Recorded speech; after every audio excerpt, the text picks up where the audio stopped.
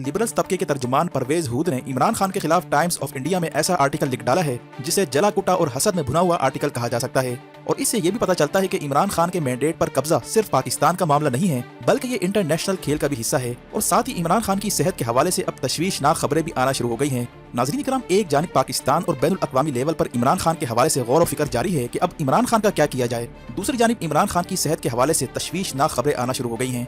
इमरान खान जिन्होंने अडियाला जेल में किसी भी किस्म की डील से इनकार कर दिया है, अब खबर आ रही है कि इमरान खान की आंख में शदीद इन्फेक्शन हो चुका है और इन्फेक्शन की वजह से इनकी एक आंख नहीं खुल पा रही। इन्हें डॉक्टर्स को दिखाने की इजाजत नहीं दी जा रही। कई दिनों से इन्फेक्शन की हालत में इमरान खान को रखा गया और इनकी हालत से सबको बेखबर रखा गया, जिसके बाद इनकी बहन अलीमा खान को मीडिया पर आकर कौम से हंगामी खिताब करना पड़ा।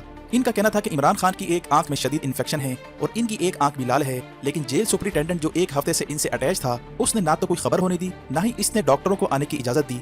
यहाँ तक कि कोर्ट में दरखास्तें पेंडिंग पड़ी हैं लेकिन कोई सुनवाई नहीं हो रही।